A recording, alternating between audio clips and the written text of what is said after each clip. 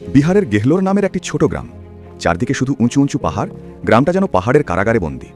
বাজার, হাসপাতাল, থানা সবকিছু যেতে হলে পাহাড় ঘুরে ৭০ কিলোমিটার পথ। দশরথ মাঞ্ঝি ছিল গরিব এক মজুর। দিনমজুরি করে কোনো মতে সংসার চলত। তার একমাত্র শক্তি ছিল তার স্ত্রী ফাগুনিয়া দেবী। একদিন পাহাড়ি পথে হাঁটতে গিয়ে ফাগুনিয়া পড়ে গুরুতর আহত হয়।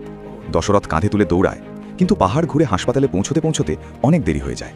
ফাগুনিয়া মারা যায়। সেই দিন পাহাড়ের দিকে তাকিয়ে দশরথ চিৎকার করে বলেছিল, তুই আমার স্ত্রীকে মারলি, এখন আমি তোকে ভাঙব। গ্রামের লোক হাসল, বলল, একটা লোক পাহাড় কাটবে, পাগল নাকি? কিন্তু দশরথ পাগলই ছিল। ভালোবাসায় পাগল, জেদে পাগল।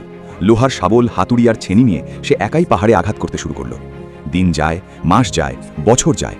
লোক হাসে, লোক থামে, কিন্তু দশরথ থামে না। ২২ বছর, একজন মানুষ, একটা পাহাড়। শেষমেশ পাহাড় হার মানে। সে তৈরি করে ফেলে একটি সোজা রাস্তা। ৭০ কিলোমিটার পথ নেমে আসে ১৫ কিলোমিটারে। আজ সেই পথে রোগী সময় হাসপাতালে যায়, পুলিশ সময় আসে, বাজার কাছে আসে, একটা গ্রাম বাঁচে। দশরথ মাঞ্ঝি কোনো স্কুলে পড়েনি, কোনো ইঞ্জিনিয়ার ছিল না, কিন্তু সে প্রমাণ করে গেছে, মানুষ চাইলে পাহাড়ও ভাঙতে পারে।